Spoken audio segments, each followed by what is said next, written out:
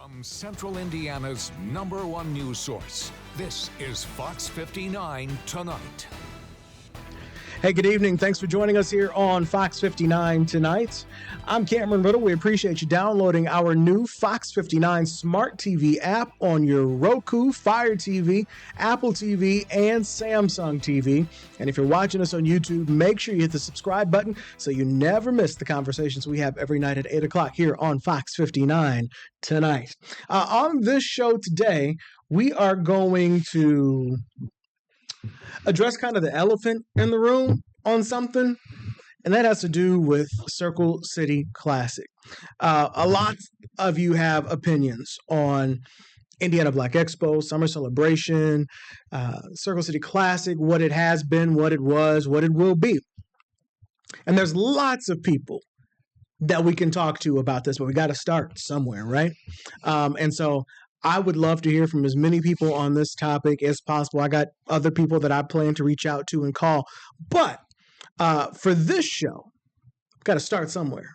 So we were going to start with two people who've been very vocal on social media. I won't say in a back and forth, but people saw this side and they saw this point. But two people who got who had a good dialogue on their page going about Circle City Classic. One of them is DJ Gino Shelton, who everybody knows from the radio, knows from the clubs.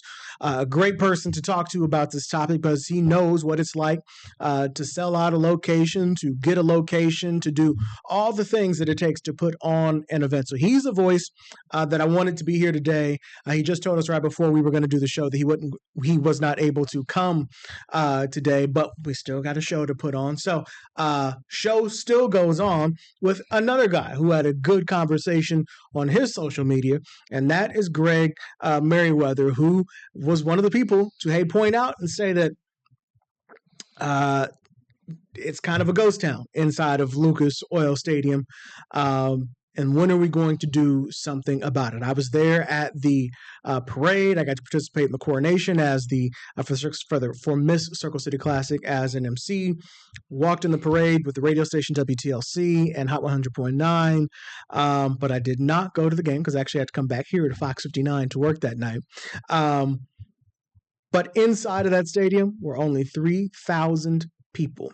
3,000 people in a 70,000 seat stadium. That is as reported, you see here, from Black Enterprise, which says Circle City Classic experiences lowest turnout from the September 27th game between Morgan State and Miles College. One of the people who keeps asking, okay, how long can we put up with this? How long is this going to last? Is Greg Merriweather. He's back with us. He's here in studio. He was supposed to be half of this conversation between Greg really represents people who have been asking for change.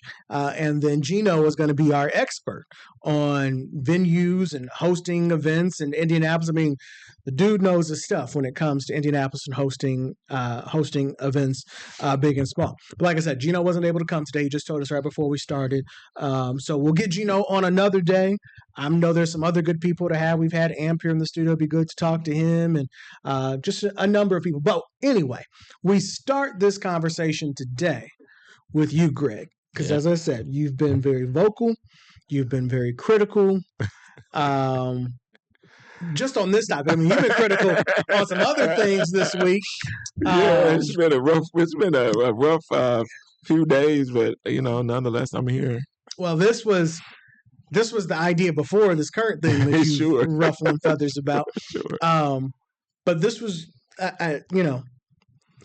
3,000 people in a 70,000 seat stadium.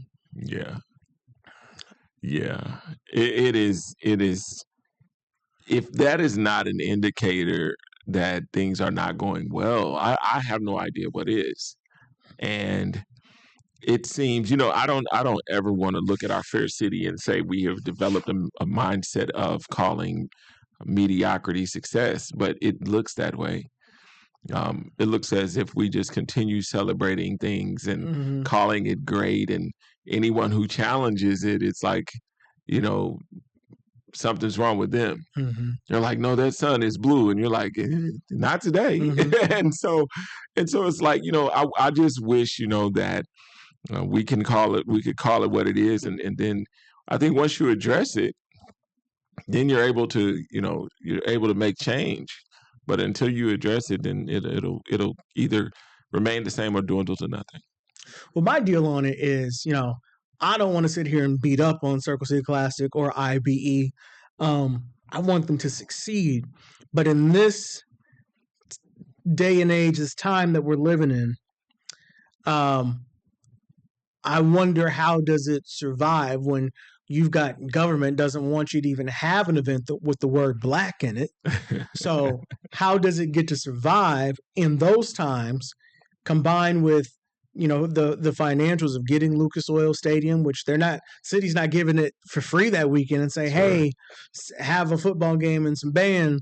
Yeah. There's a cost. And so I'm just wondering, how long does it survive until you make some kind of change? I think that, the question, you said something, but I think one of the bigger questions is, do they want it to survive?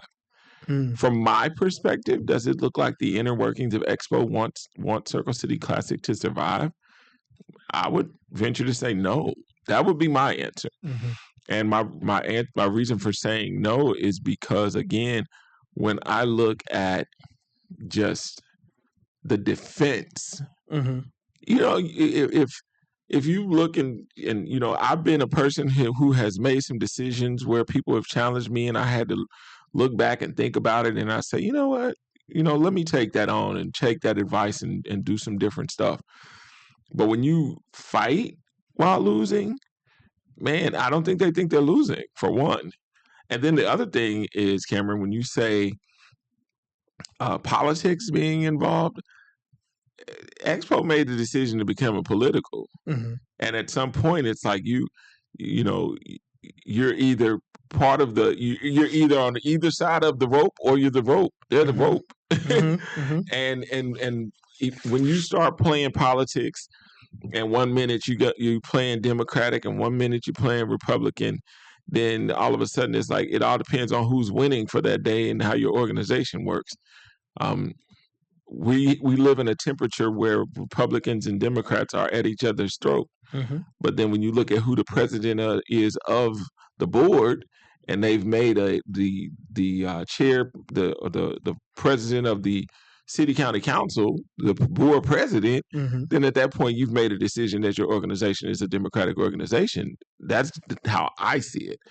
And I think that when you want to get some things done, then it's like, if that person's not playing both sides of the aisle, then you get what you get and don't have a fit. So some people would say, and this is why I wanted to have Gino here, sure, so we could balance it out. Because some people will say, well, what does Greg Merriweather know about hosting or what it takes to put together a Circle City Classic or Indiana Black Expo? But just even on what I hear a lot from you is, when is somebody going to take some new ideas? Because I've heard a lot of people. I had some guys in here last week who were talking about some ideas of how Circle City Classic could be reinvented. Sure. Even with you got 3,000 people showing up to a game. We could do that at one of the high schools easily. And maybe it's on one hand, yes, that'd be a pride thing for anybody to go doing an event from doing at Lucas Oil to one of the high schools. But you could do something at Butler. Sure. And somebody said basketball with this. Mm-hmm. Make it a basketball. This is a basketball state. I don't think the sport would matter. Could do something. I don't think the sport would matter. Mm-hmm. I think Indianapolis at one point had a footprint in Black excellence. Mm-hmm. I don't think we have that anymore. Mm-hmm. I think when we look at our history and we realize that we were essence before essence, mm-hmm. we realize that we had one of the greatest classics. Indianapolis at one point had the top 2 Black events in the country. Mm-hmm. And I think that poor leadership, poor decision-making led to us not wanting to be those people. Everybody can't exude Black excellence. Everybody, and then the other thing is everyone doesn't want to. There's a lot that comes with it. Mm-hmm. I've always been the person who says if you want to really see what true racism is, operate in Black excellence. But a lot of people think that it's about hobnobbing and diminishing yourselves in order to get the things that you need. You should never diminish yourself, because at the end of the day, if you take your product and you minimize it for people to like it that are not you, Mm-hmm. then you get the results that you get. And I think that there's a bigger tug for them to basically get on board with saying, you know what, we are a Black organization and we are going to do things that display Black excellence, as opposed to being this organization that says we hide behind just the mere word of Black, but we're not. So you hinted at something that a couple of you all refused to let up on. Yeah. And that is when Amp was here, he said that Indiana Black Expo. Indiana Black Expo is not a Black organization. And I really didn't catch it at the time. Sure. I think I kind of thought, and I was like, maybe he misspoke, because I watched it back and I was like, no, it didn't. It didn't. 10 toes. It didn't register to me on what he was saying at the time. But you guys won, and I mean you, the fellow members of the Black Briefing podcast, Samantha Douglas and Wild Style Michelle, continue to remind people that is what he said, and I'm hearing you say that's part of the problem. Absolutely. I think that, there are Expo has had a very good footprint in entertainment. Mm-hmm. And I think that Indianapolis, or not just Indianapolis, but let's just say Indianapolis for spits and giggles. But Indianapolis has a bad rep for Black entertainment. We know this. We know that when you realize that in the movie Ray, that Ray Charles was locked up here. Yeah. When you realize that Mike Tyson was arrested here. When you realize that just the people who have come through this city and the things that have happened to Black entertainers, then you realize why people would rather go to Louisville, Cincinnati, St. Louis, Chicago, anywhere but Indianapolis, and it's the 16th largest city in the country. Mm-hmm. But Black entertainers are like, I dare not cross the line there. Mm-hmm. And so an Expo at one point had that. They had those people. Mm-hmm. It used to be a time where Tom Joyner would be here, Mm-hmm. Russ Parr would be here, BET would set up here, mm-hmm. and you would watch all the BET shows be filmed right here in the city of Indianapolis. Mm-hmm. And then someone somewhere got in bed with someone who was like, this ain't that. And all of a sudden that went away. Mm-hmm. So I think that it's time for them to say, you know what, are we a Black organization or not? You can't sit here on Fox 59 and say we are not a Black organization. And then take the events and say this is a celebration of Indiana. Mm-hmm. Well, when you say that as a Black organization, it's like you saying that this is a celebration of Indiana. Well, what is the stigma for Black people in Indiana? I've watched a podcast of Byron Scott, who used to play for the Pacers, mm-hmm. and Eric Dickerson, who used to play for the Colts, who both said Indiana is not a place for a Black man. Okay? But here you are with the name Black and say, we're not a Black organization. But then in the same breath, you say, but Black people need to support it. It's the oxymoron. It's the negative. You can't do it. And at some point, you have to look at yourself and say, are we Black or are we not? Mm-hmm. And if we are not Black, then and when these people over here are working with us and now it looks like this, know that that's the goal. And at some point you have to either take it or not. Be Black or not. That's their choice. And I'm like this, and if you can't be Black, take it out the name. Some people will want them to do that. I mean, even I think they would, but I think that would be the ultimate end. This year, what has always been the Indiana Black and Minority Health Fair was the Indiana Health Fair, sponsored by Black Expo. Yes, absolutely. And we don't even realize how silly that is. How we look, and all of a sudden the people with the least have to share the most. Mm-hmm. How does that make? I mean, what sense does that make? The people with the least have to share the most. AMP said this is a celebration of Indiana, the city of Indiana, or the state of Indiana and the city of Indianapolis. He didn't say this is a celebration of Black excellence. Mm-hmm. And I'm like, that is a lot. I mean, I don't even think people really understand the magnitude of what he said when you say this ain't about us, but we need to show up. Come on, bro. It's like and this is the thing when I talk about what it takes to be a leader in our city. When you don't get people that can say, no, I stand on Blackness. Anybody know me? No, I'm about that. I stand on that. But when I look and see what gets picked, no, sir. It's not that. It's the go along to get along. It's the thing of saying, you know what? I have to diminish my culture, my being, what the whole thing that got us to this place in the first place. And then not only that, again, going back to people who have the least. Everybody, when we look, and I've said this politically, we are first in everything bad and last in everything good in this city.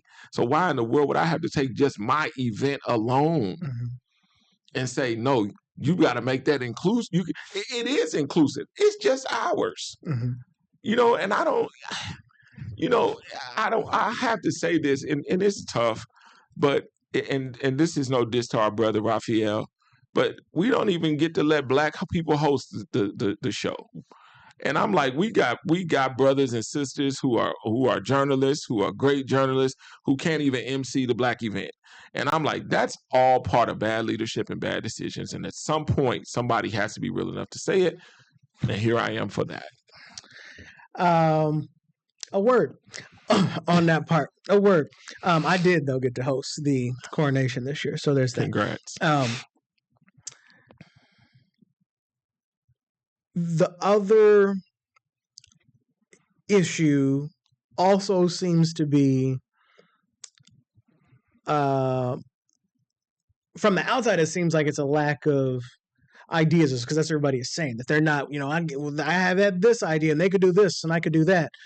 Is that part of the problem, or is it that, I guess what I'm trying to say is I've heard a ton of ideas. Sure. Is it that they don't like those ideas, or they're not looking for ideas, or they just want to stay with what they're doing? In my opinion, I think that one that, allegedly, we if we had to do our research, we'd say allegedly there is a consulting firm that is allegedly ran by the old leadership of Black Expo. And if the old leadership is leading this charge, then I understand the product that we have. And if those allegations are true, then we need to look at that first. I know that, the CEO worked closely with the old executive officer. And I think that when it's all said and done, the old executive officer, to me, was not open to idea. And when I realized that the same people are in play, then I'm like, something hasn't changed on the inside. And where the same people are in play, why would I look and think there would be new concepts and ideas when it's just been the same way? Indianapolis has a way of feeding you dog food and calling it a steak. And all of a sudden you look and you say, man, I'm looking at acts that peaked way before. These acts peaked when I was a kid. And all of a sudden it's like, now I got to pay for them? These acts peaked when I was a child. And all of a sudden now I'm paying to see those acts.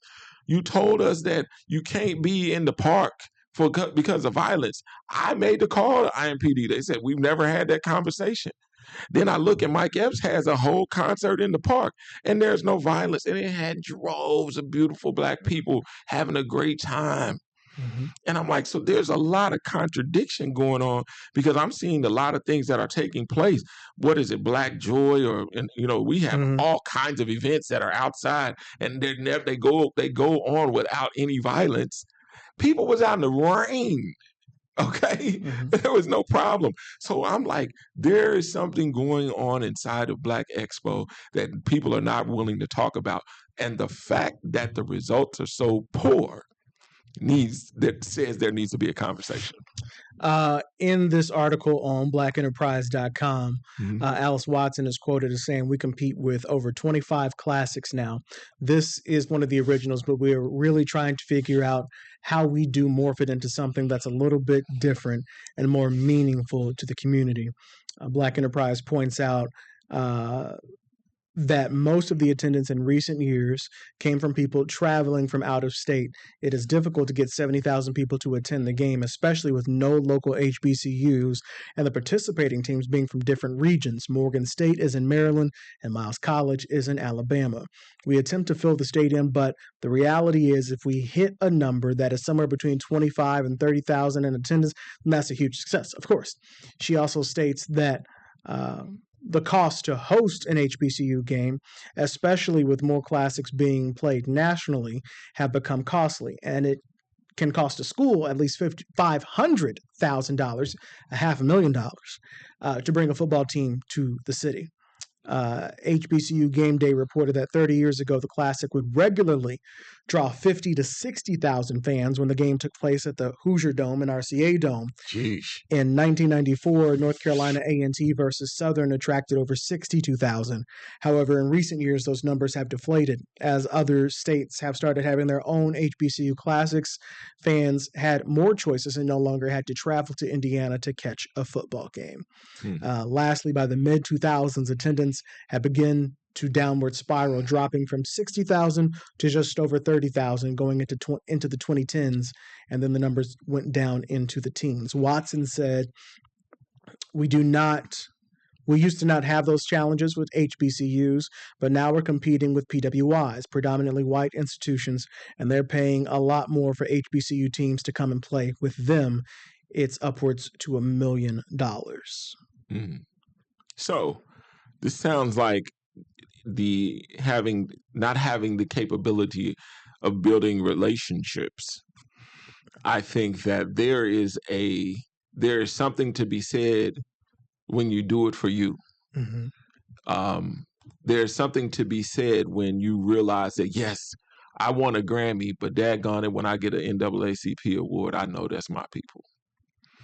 And I don't think they know how to deliver that message. I don't think they know how to deliver a message that said, this is for us. Yeah, you might go get that money. All right, cool. But let's do this. And then with ideas, it's like, people like, give us, I've met with them. And I've got some ideas in my head that honestly I think would be phenomenal. That's why I have Mary Mind Creations. But nonetheless, shameless plug. But I've given ideas or had ideas, that have been taken from Expo and utilized, and they worked. I think that if you want ideas, then pay for them. You pay people. You got people on staff. I mean, let me just jump into CEO really quickly. If you're my promoter, I'm not going to keep you on payroll and I see the same acts for 10 years.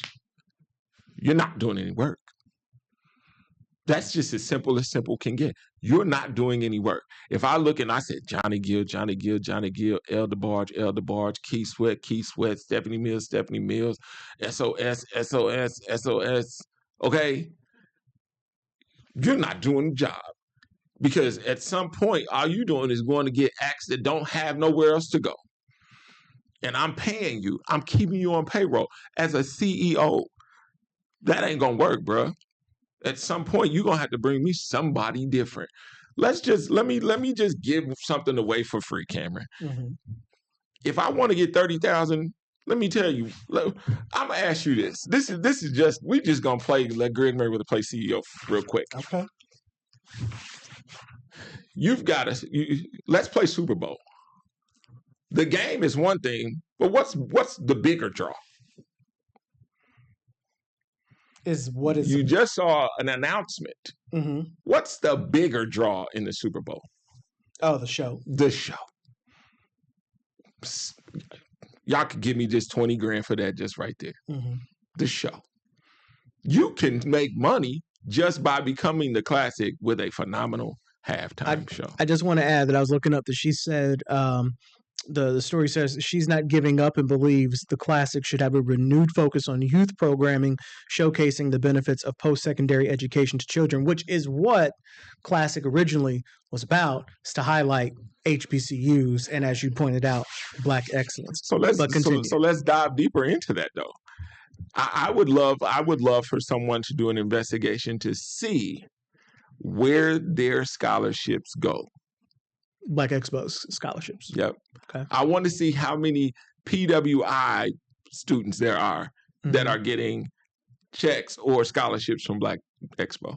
I want to see how many of the children that they claim these events are for actually go to HBCUs. I'd love for us to investigate that, because I'm telling you, it seems as if I am doing this thing and it's built for Black people, even though I say my organization's not Black. There would literally be some level of reciprocity if I'm actually supporting and pushing these universities in this state and city. At some point, somebody's going to say, hey, man, we got to support Indianapolis, because at the end of the day, they are doing their part to make sure that HBCUs are on the map. And from what I'm seeing, I don't see that. And this is the other thing, just about ideas. I guarantee you, somebody, I wrote this.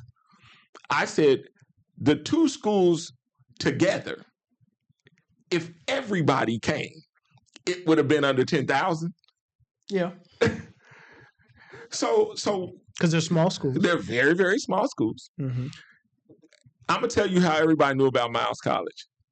You had the viral video of the trombone player a couple of years, maybe a year or so ago, and he was playing in the stands, and it went viral on TikTok. And I'm like, I know this ain't why y'all picked him.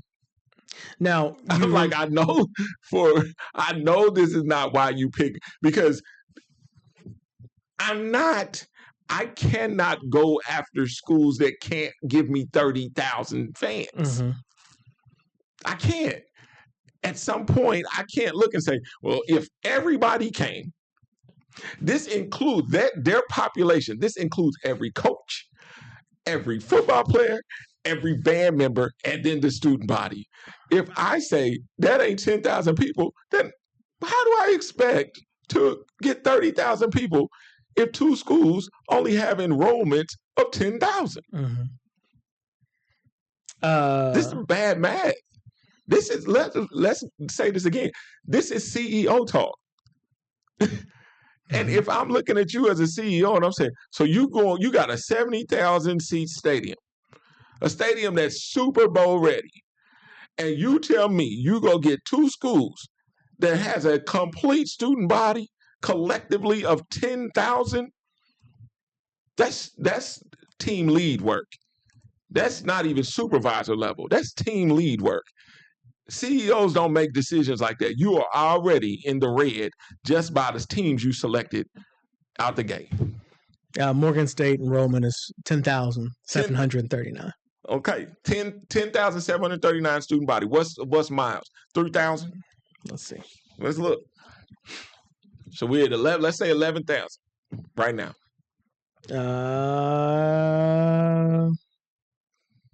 Is that right? Let's say 3,500. No. What? 1,500. 15. That's what it was. And 1,000. It says 1,000 something, like 1,000 actually on campus, something like that. Approximately 1,500 to 1,400 4-year University, Alabama. Yeah. So you got a school that has 1,500 people. I've never seen that number. Actually, I was like, I did. I looked it up. Yeah. So you got a school with 1,500 strong. It's more people in Hallville.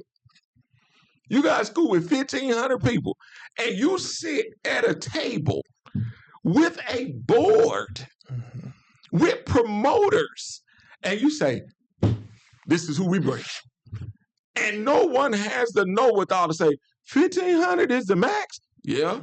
The other school got what? 11,000? That we said? 10,000. Let's say 11. Okay.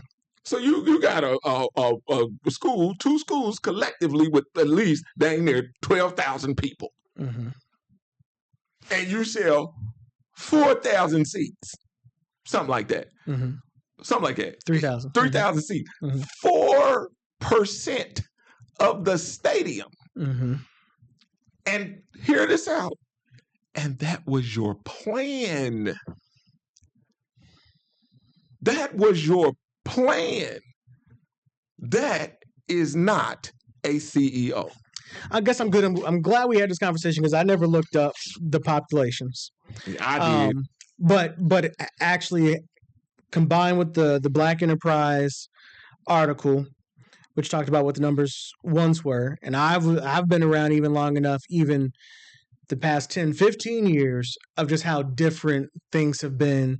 You threw me back when you talked about Tom Joyner and all them. Absolutely. They'd be here, and I remember all that. I remember the year that Tom Joyner just totally took over the Walker, and the surprise guest was New Edition.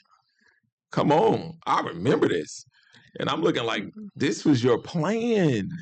But also, what seems like what has changed is obviously as they were saying, people came from all across the country to come to Expo. That's their fault. But now, are you still asking? My question, because I'm gonna ask Amp and all them to come. Yeah. But my question would be, who are we targeting now for Expo? Is it just for Indianapolis people to come? Like, hey, this is we brought into town. You can't. Or are you still trying to get people to come from across the country to see this game? So I'm liking this. I'm going to stay in this mode for a minute. Okay. So I'll go and I ask Amp and Gino. Now, that's like me going to ask the employees of a place that's falling apart. They're not going to lay themselves off. Mm-hmm. They're not going to give you and be like, oh, no, you getting a check. And from my perspective, you're getting an undeserved check. Because if I'm looking at you, a promoter's job is to fill the venue. First and foremost. It's like who's the promoter? I'm just saying. Okay. I'm just saying that if they're at the table, they should be like, hold on, Alice. Now you got this school that got only 1,500 people in it. I don't know if Gino's at the table. That's why I originally asked him, because I wanted somebody who I didn't think was. And then you say you got another school that got this, and then you take then you look at the demographic. You look at it, it's our people. Okay. What's that looking like? Again, we ain't the richest. So traveling is different. So I got to look at the curve and say, all right, out of the 13, what you think we can get? And all right, man, what would be a good number? All right, it'd be this. All right, we good. But if I go get two schools that don't add up to even a corner section of the stadium, I can't expect much. You got people sitting in suites that can play in the game. Let's keep it a buck. You got suites open. It's like, for what? Them lights should be out. So when I'm looking at this, I'm just like, somebody's not thinking, or they're okay with it failing. It's one of the two. Either someone's not good at what they do, or they're okay with it failing. That's all I can think of. There's no other way around it for me.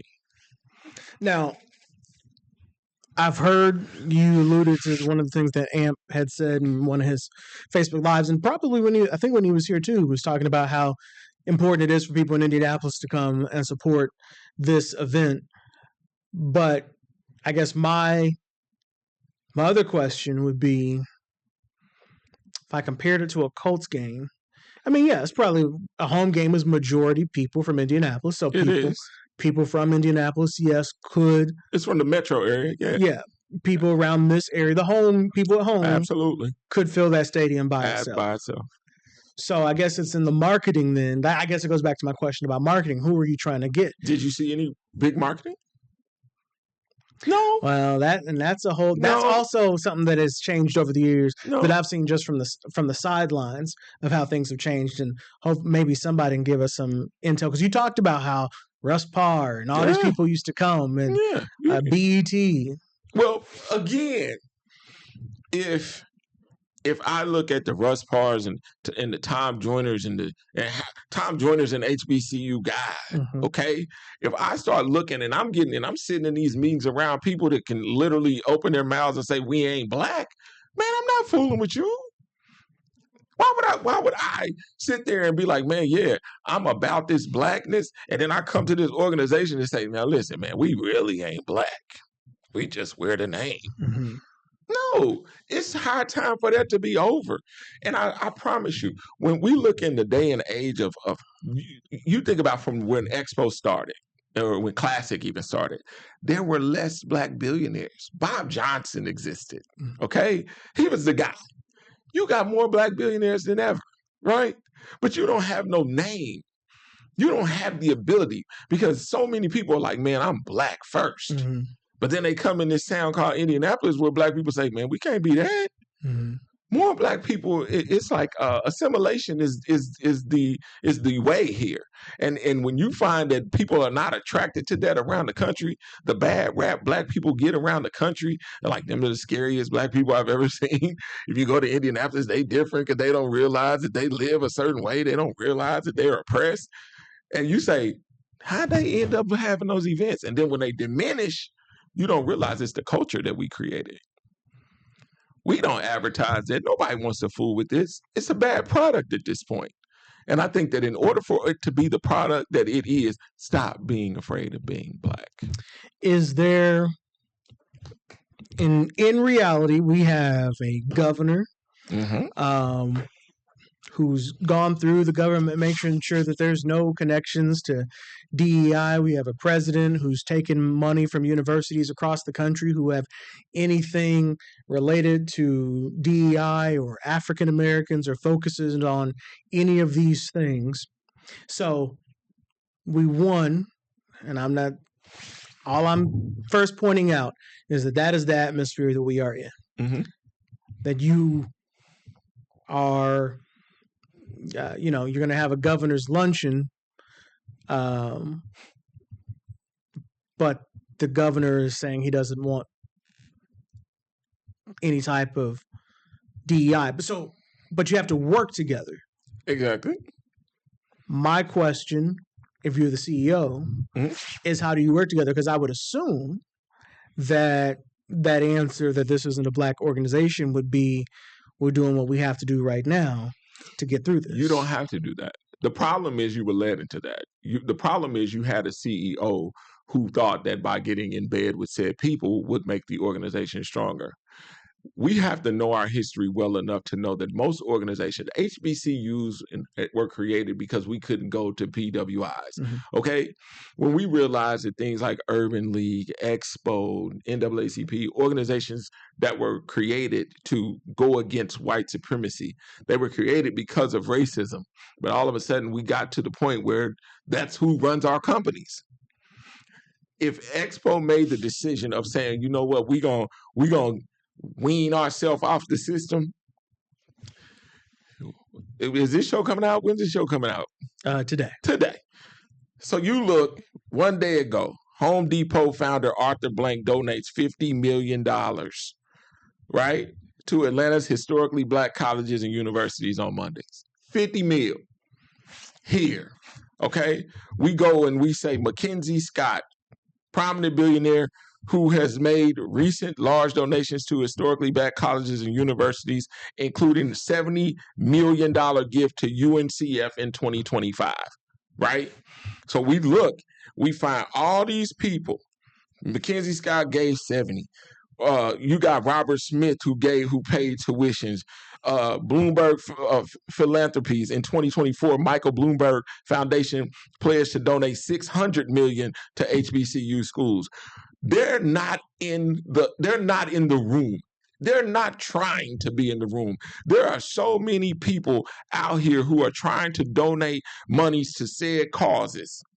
And you've got, again, lazy minds with lazy results. Because if you was really trying to make this thing thrive, why aren't you out in the streets? I said this to Alice personally. You need a curator who travels the country, who builds relationships to give to Expo. I said that in her office.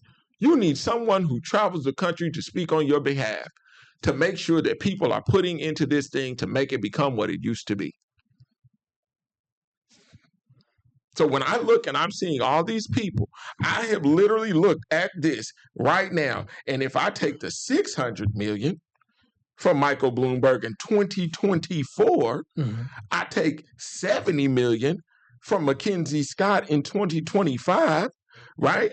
And I take another $50 million from Arthur Blank, I'm almost at $1 billion.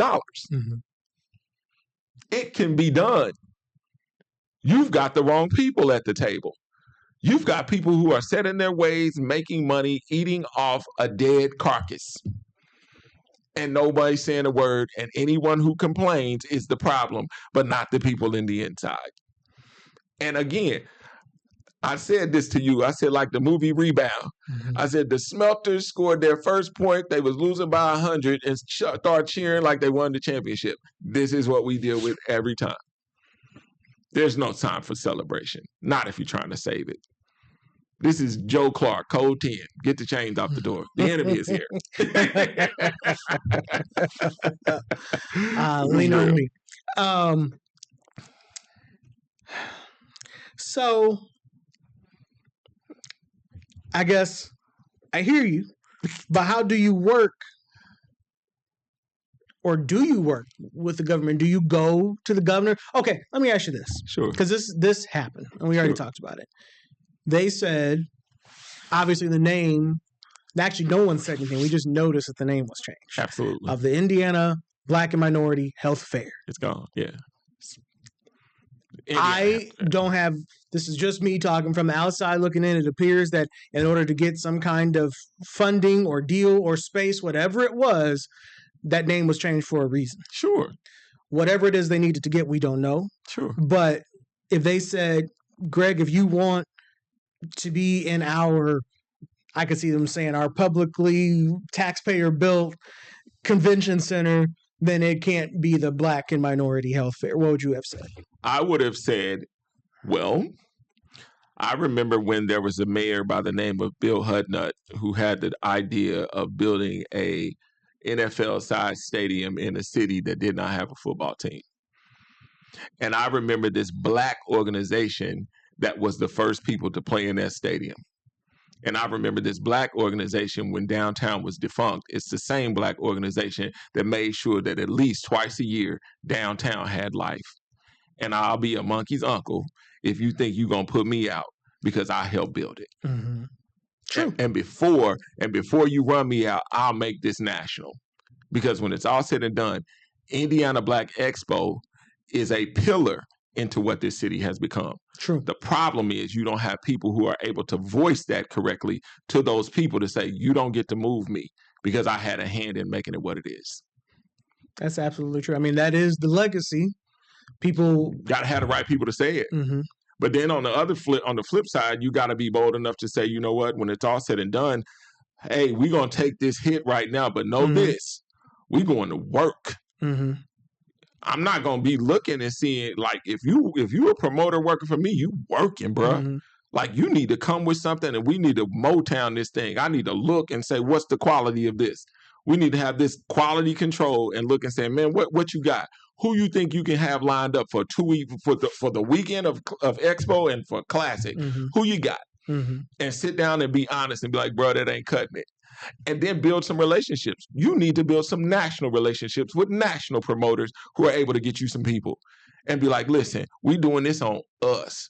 But again, you got to be Black to do this. Mm-hmm. The problem is we got a name that's Black, but on the inside, we not Black. So you back hustling because you underselling yourself because you don't think it's good enough to be Black. And when you find out, man, and it's the thing we say about everything that we do. If we would just learn how to work together, we wouldn't need nobody else. Mm-hmm. The problem is you got too many people that think we got to stay the way we are. And we got to figure out how to beg for something as opposed to get it ourselves. Now, we don't know what the actual reason for that name change was. It was never announced publicly, but we saw the change, and we can go 1 + 1 + 1 + 1. Yeah. Now, if you do tell the government we're gonna do what we're gonna do anyway, yeah, you also have to have that backed up with, okay, well, if they take this away from us, this money or sponsorship or whatever they're gonna get, who is replacing that? And the other part is you've got, okay, so then you go to your big sponsors, who also have been everybody been a little afraid to come out the pocket for anything with the word Black in it cross country. Yeah, but I'm like this. It's like, play the same game. If I'm looking at what I just looked at, and I know that there are wealthy white people whose heartstrings say, "Let us help the Black folk," then I'm gonna go and I'm gonna talk to them. Mm-hmm. That's what I'm going to do. And then on the flip side, I'm going to tell some of my people who got some money, like, listen, your contribution ain't got to be as heavy as there, but I need some of that bread. Oprah, you ain't got to give me 200 million, but don't throw 2 on there. Jay-Z, you ain't got to give me 200, but throw 2 on there. Arthur Blank and them, let that be their fight. Let them be mad at themselves because they gave us $1 billion. At the end of the day, you can't stop that show.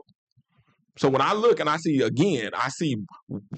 Caucasian people with a lot of money saying, my heart feels good today, and I'm gonna go on and throw these people 600 mil. Well, why we ain't in the line? and who has a better story than the group that started it and saying we are on the verge of losing it? Who has a better story than the group who started it? True. Everybody from Essence to everybody got to say, them was the people who started it. We can't let that die. They don't even know how to market this. Be like, the biggest 2 events is on the verge of dying. Do you understand what this means for us? And they can't even say the word black. Yeah, they scared to say black, y'all. They scared to say black. Man, listen. No, not that they're scared to say black. They had an event where the word black wasn't in it. Listen, and again, I'm a playing CEO. I'm gonna get this to Alice for free. If Alice can't get a curator to go handle that kind of business, then Alice needs to be on the road. CEOs build businesses by building relationships. And at the end of the day, if you're the face, then you need to be the face all over the country. Period. No ifs, ands, and buts. I shouldn't see Alice often. Alice should be like, I'm on the road because I got to make sure this lives. And whatever relationships I got to build, I'm going to be sitting in them rooms and at them boardroom tables with those CEOs and leaders to make sure that I curate enough to make sure we're going to be all right. Why is it, and we don't really have time to get into this because we're almost out of time, but you talked earlier about all the other events that are happening, black events that are happening in Indianapolis that are selling out. They didn't even do it this year. The garden party, things from that to there was the Black Joy, and Mike Epps with his free concert and all that. And then every time one of those happens, somebody say, you guys should take over Expo or you should take over Circle City Classic. I'm going to tell you why it's not that simple. It's not that simple because those organizations have not gotten in bed with government. They're still getting to operate autonomously. You know, they may be able to have some conversations about the space, but at the end of the day, it's like, no, you didn't go get 2 seats on your board that the mayor gets to pick, or you didn't get this place where the governor has a say in it. So those organizations get to move a little different. They're grassroots. But what you do know is this: Indianapolis is searching for something. Indianapolis people are searching for something that is good, that is fresh, that is classy. You know, give us a little nostalgia. But figure out how to also, you may have to have an event to bring young and old together to train people, the younger people, to understand what it looks like to carry on the torch of Black entertainment. And say, man, this group brought mama and daddy, or brought mama and kids together, and bring that to the table. So then you're saying, man, I'm already cultivating the next generation. That's CEO stuff, though. That's not this. I keep telling people there's a difference between a manager and a CEO. A manager is like, this is what I'm supposed to do, and they keep the flow. The CEO is innovative and saying, man, what are we looking like in 5 years? And I got to make sure we on top of this. We've not had a CEO. We've had managers.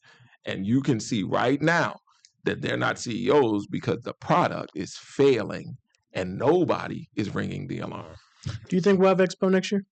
Or Circle City Classic next year, I should say? I'm almost thinking no. Because we did do it what year was it that we didn't have football teams? It was just the Battle of the Bands. Was it COVID? Is that COVID? Maybe. And that didn't go, I mean, it was okay, but it just didn't,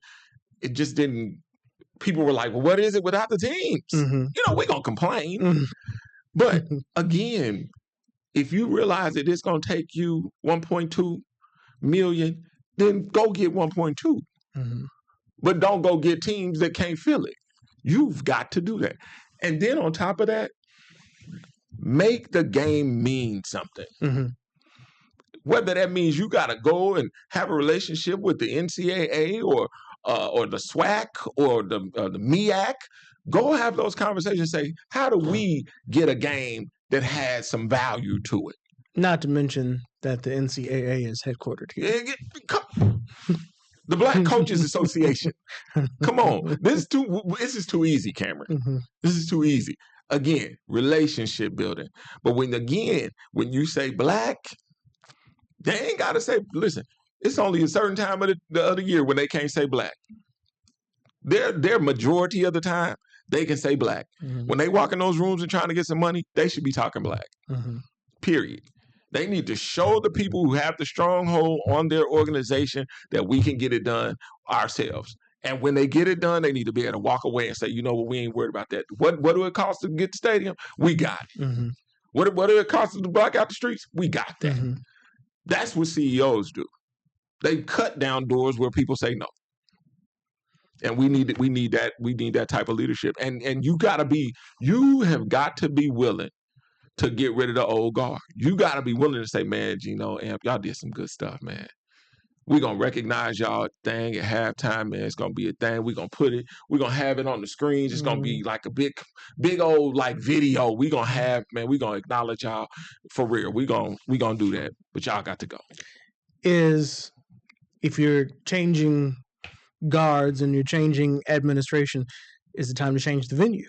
Yeah. Until you can get back to the one that you desire. Absolutely. And there's nothing wrong with that. Because I think some people would say, well, that would mean you're admitting defeat, accepting defeat. You're not. What you're accepting is change, but you're not defeated if you can still breathe. Well, but then some others would say, but the headline that 3,000 people were in a 70,000 seat stadium is also defeat. Let me tell you something, CEO, that would be hanging in my office. And everybody who works for Expo would know that. I'd be like, you see this? This is all of us. This will not be anymore. Mm-hmm. And if you don't think we can be better than this, you don't even need to be here. Simple as that. Nobody's going to take that laying down. When you think about people like the Jeff Bezoses and the Bill Gates and all these guys who started businesses in garages, you think Jeff Bezos' first desk was a door. Mm-hmm. Then you know it can be done. It's the mentality. It's the go-getter, I don't take no shorts mentality and say, man, we at the bottom. Mm-hmm. Ain't nowhere else to go but up. And that's what we about to do. Well, we're going to have to continue this conversation another day. I'd love to get more conversation on this because I want to see Expo and Circle City Classics succeed. Anytime they ask me to do something, I do it. That's why I got to be MC this year for the coordination. Hopefully they'll have me back but for next year. But anytime that I can help, I want to help. And I think right now the conversation is to admit that like we don't want to see. I don't want to have to see people print more headlines like the one Circle City Classic experiences lowest turnout. My mentor Amos Brown would have had a lot to say about this in the weeks after. So I can only imagine what that show would have been like. Yes, agreed. Yeah. Want to point out we talked about Gino because he was supposed to be here. He texted while we were taping. He said, sorry, my friend, I wanted to do it, but I just drove to Indy, to Detroit, and to Chicago, back to Indy. He said, not as young as I used to be. So he's on the road. Oh, good. So we'll try to get Gino here soon, Amp, and Miss Alice Watson, anybody else who's got some thoughts, who wants to share. I'd like this to be the start of a conversation. And I'm going to say this. Don't come on here acting like everything I've said is in action, because it's not. But let's just do that real quick. Mm-hmm. Let me put that out there. Don't come on here acting like everything I've said is now in action, because it's not the truth. Okay. All right. We'll see what that action looks like. We'll work on that here in the coming days. It's a good conversation to have. It's that elephant in the room. And yeah, we got to talk about it. We got to talk about it. All right, that's going to do it for this edition of Fox 59 Tonight. More conversations coming up on the radio on my show Open Lines on Hot 100.9 and 106.7 WTLC for Open Lines. That's Sunday mornings at 8 a.m. And of course, we're back here at 8 p.m. every night for Fox 59 Tonight. Good night.